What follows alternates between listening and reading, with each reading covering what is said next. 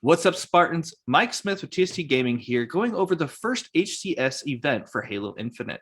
And joining me today is John Haycock. How's it going? And I just got to say, this being the first LAN event that we've had in over 2 years or almost 2 years has been really fun to watch. Seeing everyone gather, getting the crowd. I haven't seen something like that in literally years with the Halo community. Yeah, definitely. It was nice to see everybody come back and we can all gather around and actually watch something that we all enjoy since the last couple of years, especially since COVID and everything like that. It's been really nice that, we can all gather, even if we're in our own homes and just watching the event itself. It's been fun to watch and be able to talk about and be able to be with other people. Yeah, and even if because you and I didn't sit down and watch it together, I had family in town. Mm-hmm. And so I didn't even get to watch as much as I would have liked, but I did have it up in the background. And so my brother-in-law kept sitting down and he's just kind of watching it a little bit. He's like, "This game's free?" I'm like, "Yep." He's like, "Maybe I'll go home and download it." I'm like, "You should. What do you have to lose? Nothing. Just buy it or play it." But yeah, so this event was a lot of fun to watch. I didn't get anytime I saw certain names come across the screen, like Optic Gaming or Sentinels, who were the top two in the qualifiers, I definitely wanted to watch those games, especially when they came across each other. Because definitely. In the qualifier tournament that they had for Raleigh, Sentinels got first seed, and then Optic Gaming got second. Now, as some of you may know, the reason why Royal 2 wasn't there was because he was accused of cheating by geofiltering his system so that it would look like he's using different servers that have higher pings. He says that it was unintentional, but the rules state that it could be intentional or unintentional cheating that could disqualify you. So he got suspended for 45 days, which ends, I believe, in January. And so his team, the Sentinels, had to go on without him. But on top of that, they lost their first place seed for this tournament, which means that Optic Gaming got it, and that Sentinels had to go back into the open bracket instead of fighting their way through or just starting at the top as they were planning to. Plus, they had to find a replacement, a substitute for him for the tournament. And they found that in Formal. That's just what's insane to me about this whole, competition that's going on. Like, you mess up just a little bit and you go from the top, being the top team, down to the very bottom like that. 100%. So, I mean, it's insane how strict they are. And I mean, you got to make it fair for everybody else. Why would you do something that's going to affect everybody else, including your own team? Right. Well, in order just to win one game, Well, and like you said, he said it was unintentional, that he had done it because he had noticed he was having either a lot of lag or something along those lines. Don't quote me. And so he had changed the server settings for his own personal use, not for while they were playing, and then he forgot to turn it off. Now, whether it's true or not, I mean, I'm not going to try to debate and say, "Oh, he cheated, he didn't." That's just what they ruled, and that's what's happening. We're just here to bring the news. 100%. So I thought going into this that Optic would be obviously at the highest advantage of any other team in the tournament. And just so you guys know, there was 230 teams competing, and they didn't win. I was actually really surprised.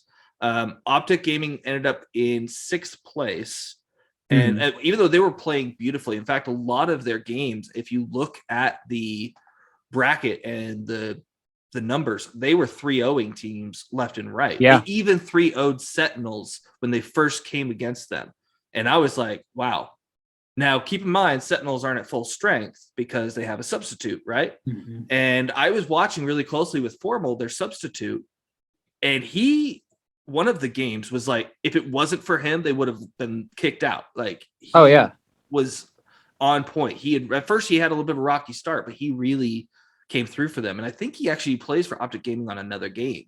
So it's kind of funny that he fought Optic while rooting for Sentinels. I know they're one of the top tier gaming competitors out there, but after watching this game, I haven't really been involved with HCS. This is really my first year since we've really started this channel, but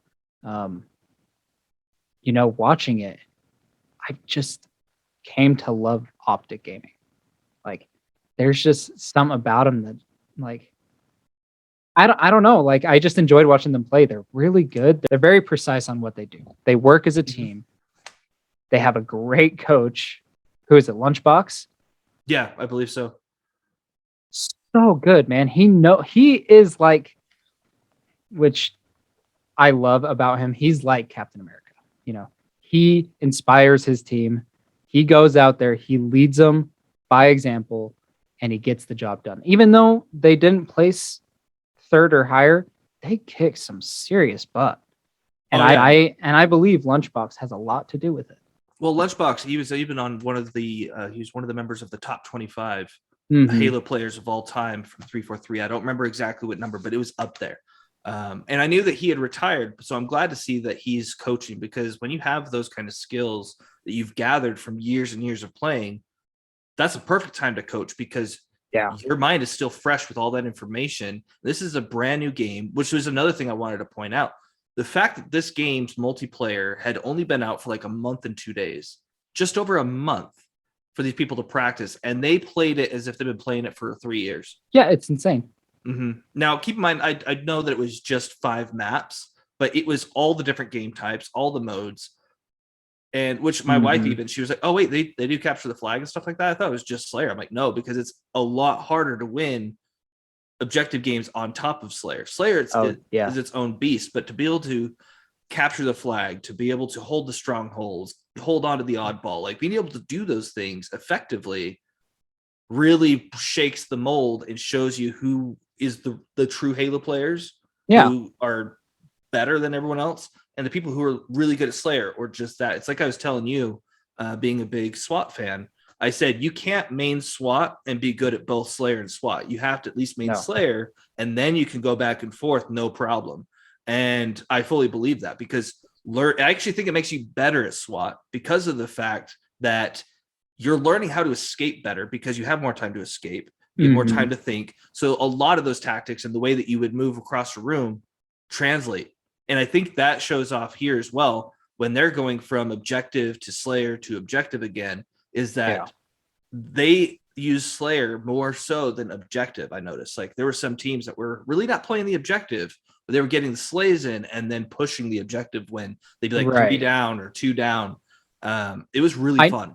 I noticed that a lot, actually, with both Optic Gaming, Cloud9, and Sentinels.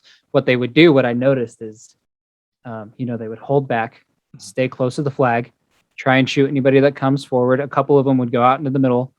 Say it was like Bazaar or something. They would go out into the town area, the store area, and they would fight, and then one would push all the way to the end and try and clear out as many guys as they would, and then the last guy would go and try and grab it.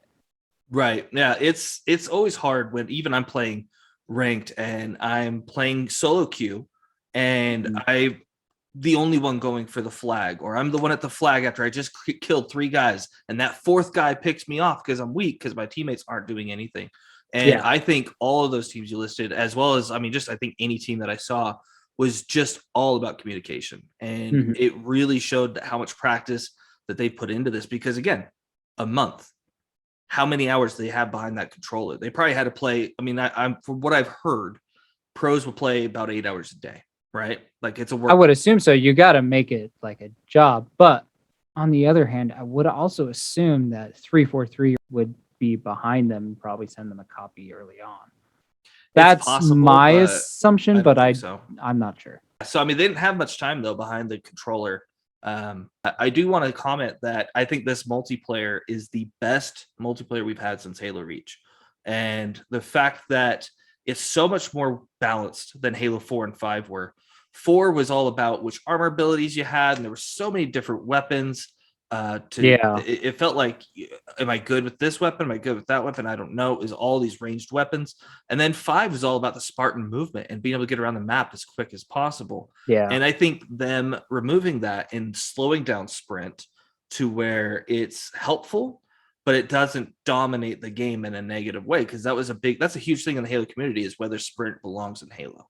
Because a lot of the Bungie era fans don't want.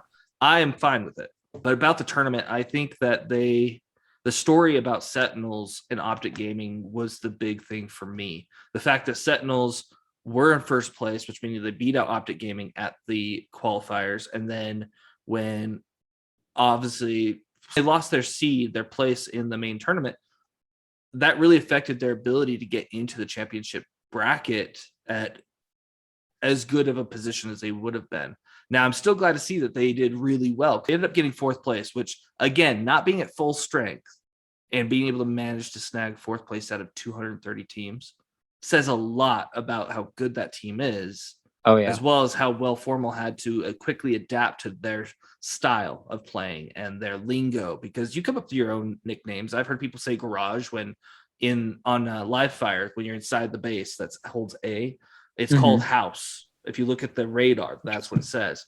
But a lot of people call it garage, which it looks more like a garage. Yeah. And people just say garage instead of house, even though house is faster to say, because it's just what it looks like. And people are just more like, oh, that's what that is. Same thing with Behemoth, where it's the big sand map. Some people call the east and west towers like light tower, dark tower, because the main structure has shade on one side and the other side's all out in the daylight. So, you hear different nicknames that people use, and you just have to kind of adapt quickly. So I did notice also, sorry. No, go ahead. I did notice also that during the tournament, if a lot of you weren't able to watch it, there were parts where they would allow you to listen on their chatter as they were playing. And so I thought it was cool to hear their different lingo. It was like a different language. Like you hear them talk, and I was like, I don't even know what you're talking about. Like, what section of the map are you talking about? And who are you talking so to? Fast and so much. Yeah. Like, it's like, how do you, like, sometimes certain teams, depending on who they are, you'll hear all four of them talking at the same time. And you're like, how do you discern any information out of that? Yeah. Like when you and I play and we have a couple other people and we're playing all together and everybody's talking at once, it's so hard to understand, especially when it's just in this section of your head and not, everywhere. As if a lot of people in person were talking to you. It's so hard to understand all the mumbling in your ear. I think it's a good thing that they communicate, because in those times of intensity, there was a moment, they were just about the end of a game and they were chatting so much, and then all of a sudden it was just dead silence. And they even mentioned that they're like, you can tell how intense and how crazy this moment is right now just because nobody's talking to each other. Like, not a single teammate was talking. Yeah, some of those matches were nail biters. I mean, some of the ones that were like 3-0 that were just complete shutouts, like what Optic Gaming did for the majority of the tournament. Those ones, I'm not gonna lie, weren't as entertaining. I like the matches that it was like 2-2 for the series of best of 5, and so it was like whoever wins this wins, and they move on to the next round. Whereas the other guys have to go to the losers bracket. Actually, when Optic Gaming went into the losers bracket, I was shocked. Again, me it's too. double. Yeah, because again, it's double elimination. For those of you who don't know what that means, is you can lose 2 series before you're kicked out of the tournament. So if you lost, you have a regular bracket and you work your way through, but as soon as you lose, you move down to the losers bracket. And then from there, you fight your way back. And then whoever's first place of the losers bracket can fight the champion of the winners bracket. But then you have to beat him twice, even though, because he hasn't lost twice. He's lost 0. He only beat you 1 series. You have to beat him 2 times. That's how that works. It's definitely confusing at first, but it's a good way to do it, because you sometimes just have a bad start and you need another one. And so having double elimination, I think, is the most fair thing a tournament can do. But what teams were you mostly looking at, would you say? At first, it was really, I was just keeping an open mind. I was sitting there as a spectator. But I was towards like the middle of it. The Chiefs, I was looking at them quite a bit. Sentinels, Optic Gaming, and then it really just went between Optic Gaming or Sentinels. I know just because they were doing really well, but it's not the fact that they were winning. It's the way that they are as a team that I love. Oh, 100%. That's how I felt. One of the teams that I had never heard of prior to this tournament, and I've never been hardcore into the HCS. I've watched it here and there over the years, but I've never really followed teams and players as much as I always wish I had, because I didn't have time. But the team that I found myself really gravitating towards this tournament, so I was a little sad when they, started losing because they were dominating at the beginning, was XSET. And they were doing really well. And I like the team. Like I was watching the plays and I'm just like, wow, this team's something. There's something here. Mm-hmm. And again, I hadn't heard them before. You hear names like Cloud9, Optic Gaming, even Sentinels, and there's certain names that you just hear throughout. And I know Optic Gaming is a wider organization now. I didn't even know anything about Cloud9, to be honest with you. I didn't even hear about them until this tournament. I think their logo is probably the best logo of any pro team that I have seen for this tournament, because it's just a cloud shaped, it's 3 nines in the shape of a cloud. Yeah. Also, Space Station Gaming was doing really well at the beginning on certain maps, and they were doing pretty well day 2. Yeah, then they ended up just not doing as hot. Like they went quickly out. They kind of fizzled out. And I thought, so Space Station Gaming, along with, I believe it was Cloud9 and some of the other ones, were actually partnered with HCS to create like the cool armor sets that you see and stuff on you could buy in the HCS store. It's to help kind of promote those teams. So I thought, hey, Space Station Gaming, this team, they're going to be like the top dogs, and a lot of them were. So Space Station Gaming, I thought, did well overall, but I just was like, I don't know. It didn't seem like they were doing as well against other teams that were kind of, I don't want to say below them, but as unknown to me as they were.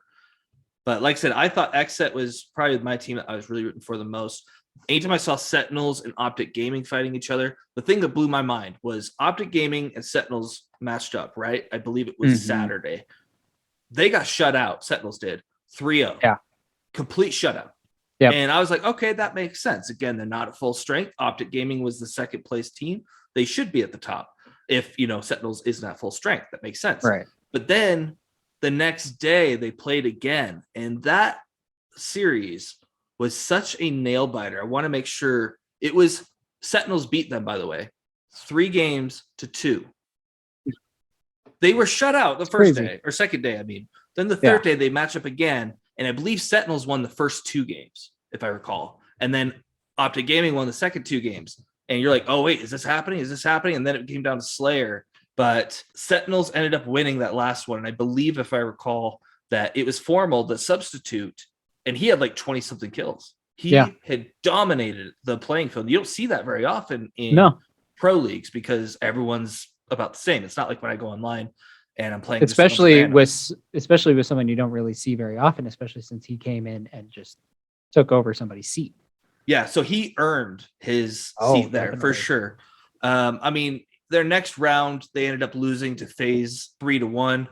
So it's not like they got to make it much further, but the fact that they were able to kind of prove, no, we are better than Optic Gaming, at least in this tournament, because they did place higher than Optic.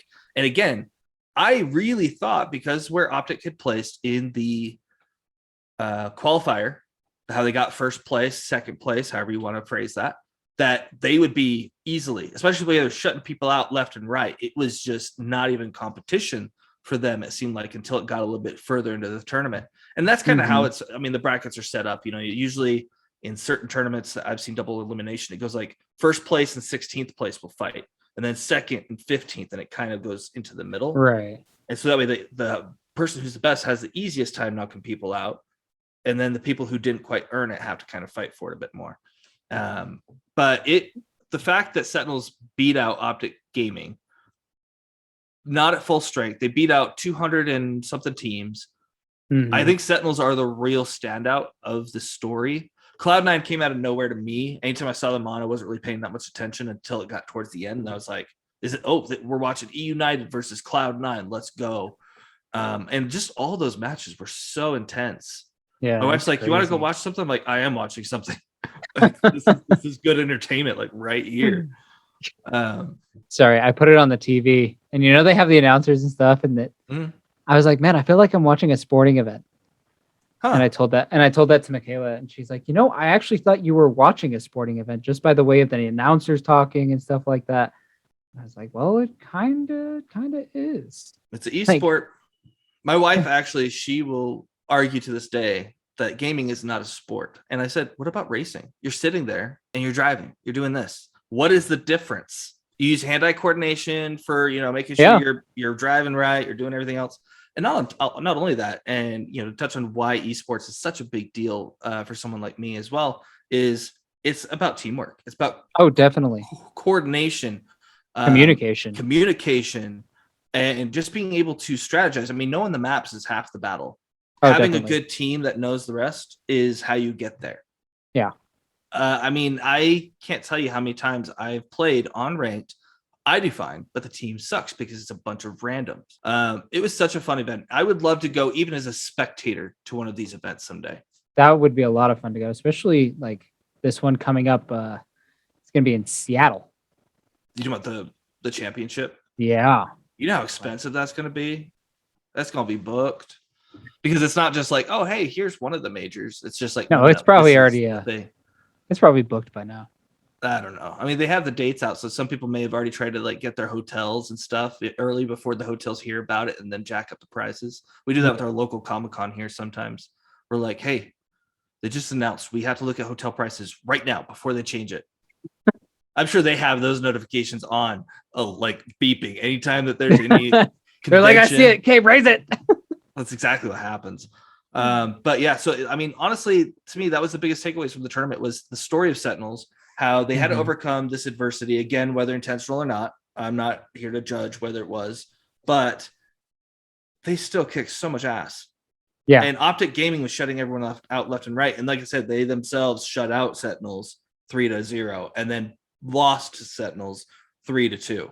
And that was probably the best series I saw was Sentinels and Optic because I knew the story between the two of them.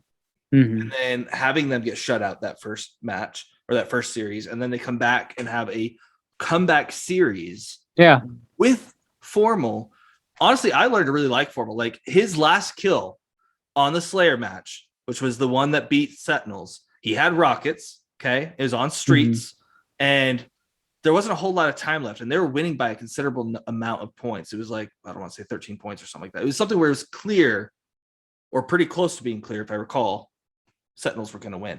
And he just happened to look over to the police station and shot a random rocket at a doorway. Didn't know they were there because there's no radar. Someone happened to walk through it at that moment because he just went boom and then turned and then it was game over. It was like, oh my gosh, what a way to end the series. For me, I thought this was a fantastic first event. It was, definitely. Not only that, they gave away rewards for watching, which they have done in the past, but Infinite's new, Infinite's fresh. Everyone wants as many cosmetic items. Like I got the peppermint coating, armor coating yesterday because if you play once a day for this current event, the winter event, I got it as well.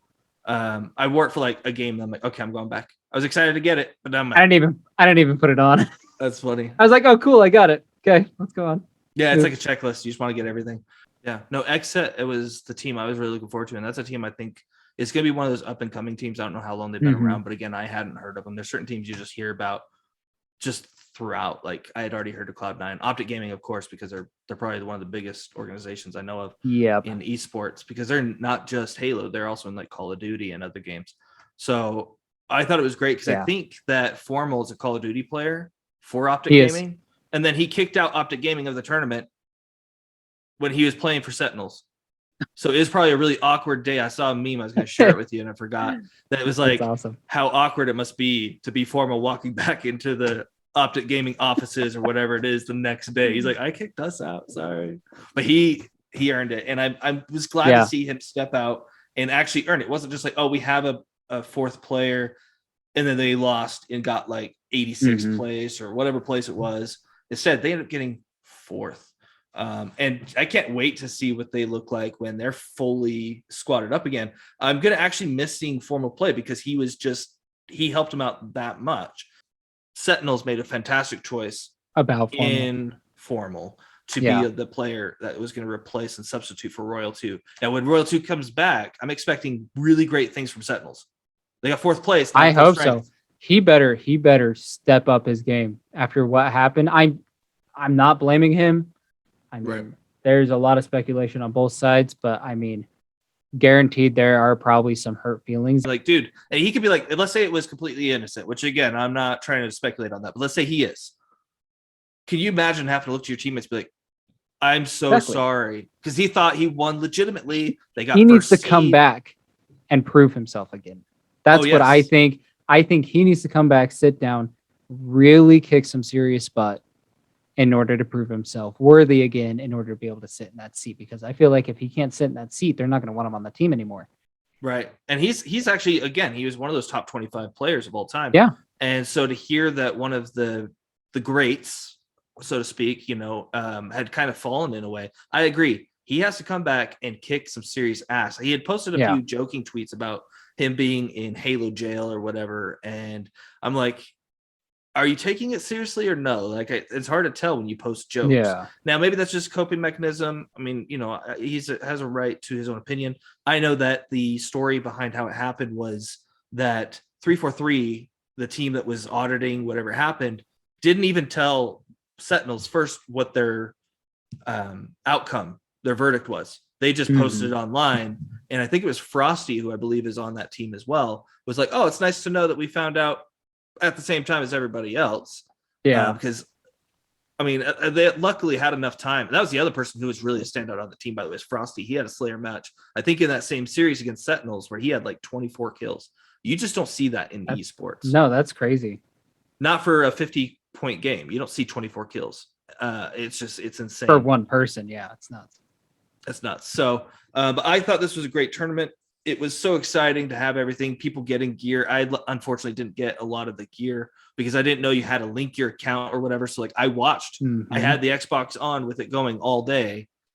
As soon as I got home from work, at least. And then I had it on the rest of the night and I'm like, okay, cool. I watched 1 hour. I should get all the rewards.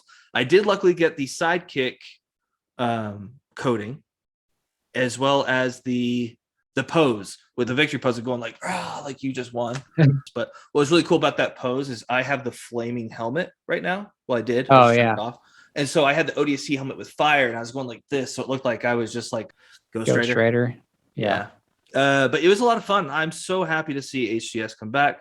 And this was a strong swing. This was not just hey, this is a small event. We'll just see how it goes. This was a full-fledged, we're going for a home run here. Oh, and the event itself, I mean, obviously we didn't get to go, sadly. Hopefully one of these days we can. If we do, we will be making a ton of videos about it. Definitely. But I can't wait to see what happens next. I mean, the next major event that we have on the schedule, from what I saw, so the next main one that we know of is February 11th, 2013. It's North America HCS Regional, and that's going to take place in Anaheim. And I've already been seeing people all over Twitter saying free agent looking for a team, free agent looking for a team for Anaheim. Because people are dedicated. Like I saw another post where a guy was like, I'm actually contemplating quitting my job and going pro. And if I was not a family man, I'd be doing the same thing. The prize pool was $350,000 that was spread across, I believe it was the top 32 teams, with Cloud9 taking home, what was it, $140,000? So $28,000 a piece if they split it 5 ways, not including cost of transportation or anything like that. The hosts, they also do such a great job. One of my favorite hosts is got to be Golden Boy. He is hilarious. And the way he talks smack to Walshy was fantastic. I know you probably didn't get to see that part, but he's hilarious. And they even had a big team battle, like little showdown. It's like a grudge match thing at the end of the second day, just for fun. I guess they did it last year, and Golden Boy won this time. I don't know who won last time. I didn't get a chance to watch it again. I had family in from out of town for the holidays, so I just had it kind of on, and I'd like be helping with this, and then I'd run into the computer room real fast and be like, "Hey, what's going on? Who's winning?" And like the brother-in-law would still be sitting on the couch. He's like, "They're up 2-0, 2 games." But no, so the tournament was great. I can't wait. Is there certain players, with the exception of Formal, since we know that he's not a regular Halo player, is there any players that you saw that you're like, this might be my favorite player or a favorite player? Aside from Formal? Yeah, Formal did great. Formal was kicking ass. It was awesome. I loved watching him. But there were a couple. Lucid. Yep, Lucid's great. So when Sentinels and Optic Gaming were going at it, I loved watching. They always had this like one-on-one thing going on between Lucid and I want to say it was Lethal. I know for sure. Yeah, Lucid, anytime I looked at the scoreboard, like he'd be the guy who was almost carrying the team. Yeah. Like if there was an MVP for the team, to me, Lucid. Now, again, I didn't watch all their games, but the games I saw, Lucid all the way. Lucid, definitely, for sure. Yeah. He was just a step above. Like the other guys did great, but he was just a little bit higher. Pistola is also another one of those that I want to keep an eye on. I don't know how to explain it. Like there's just something about him that has a leadership S to him, but he's not the full leader. You know what I mean? Like he's not trying to take charge, but he knows what needs to be done. He knows how to help you. Yeah, honestly, I have to say that Pistola is also one of my favorite players. Even back in Halo Reach days, when I was first kind of watching a little bit of the MLG as it was ending, and then the rise of HCS and all that. I was watching him actually as a player. He wasn't playing for Optic Gaming at the time. I can't remember. Maybe it's either Instinct or a different team because he's been through quite a few. But he's always been one of those players that when you watch, there's just something special that it seems like is going to happen with that guy because just the way he moves, the way he plays, it's like he knows more than the average player would in certain situations. Absolutely. For me, Frosty is one of my favorite players because he's nasty. He's so good. Good. Lucid, Frosty, Pistola are probably my top 3 off the top of my head. I mean, when I see a team up, I'm like, oh, hey, Spartan. I like that guy. He's a good player. He just did this good play with this.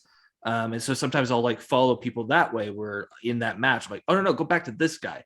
Yeah. When they're revealing it. But the red versus blue, I'm glad they stuck with it because for the viewers, it would have been so confusing if they could just pick whatever the colors from a spectating standpoint. I was a little confused on that, but that makes more sense now that they had it set to mean like, hey, you're red, you're blue. Yeah, I actually last night I played a game or two, to get the armor coating, and I was like, I'm gonna try red. I've never done red. I'm always blue. Like whenever I played, either blue or green has been my team, and then red and yellow has been the enemies. And I made myself red and my enemies blue. As soon as I spawn, oh, there's a red warthog in front of me. Grenades at it, and it's my own teammate. Luckily, it wasn't ranked, so it didn't hurt him, but it definitely hurt the warthog. I remember hearing it blow up a little bit later. I'm like, I did not help with that situation at all. I had to switch it back immediately. I prefer green and yellow. Hilarious. Yellow makes the opponent stand out very much, which is why I think it was good that they also didn't say, oh, hey, you can pick whatever color, because I feel like certain colors have a slighter advantage. It's not gonna be enough to change the tournament, but it looks like the Cloud9 got 25,000 HCS points for the season. My understanding is that they get a certain amount of points per tournament, and then that helps them seed for the grand championship, would be my guess. Yeah, I think so.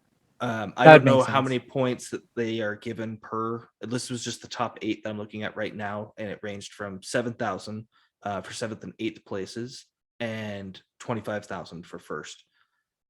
But man, Sentinel's getting 4th place. That's got to feel good.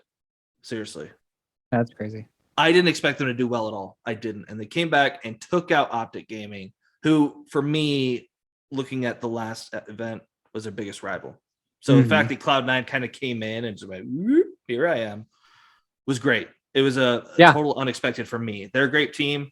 Renegade is and Penguin are probably some of my favorite players on that. Even Stellars though, and then it's hard. It's hard to pick favorites. It really is. They're all so freaking good, man. Yeah. But yeah, so I cannot wait for the next event. Their next main event, the North America HCS Regional in Anaheim, which I've already been seeing people posting their free agents for. That's going to be February 11th through the 13th. So basically Valentine's. The next actual event that they have a North America Open Series, Pro Series, off and on, all throughout January, it looks like. We're not going to be covering any of that. We're just going to be covering the ones that you see on, and we'll be posting this on the video so you can see this. Just the bigger main events. Yeah, the one that says 2021, 2022 roadmap. And it's got about a dozen events on there. Those are the ones we're planning on covering to the best of our ability. We might not cover all of them, especially if, like, for example, the Mexico HCS regional is, say, broadcast in Spanish or something like that. That's going to be a lot harder for us to be like, oh yeah, this is what we're, you know what I mean? So we'll see. We're going to do our best, but we're going to try. So with that, thank you guys so much for listening or watching.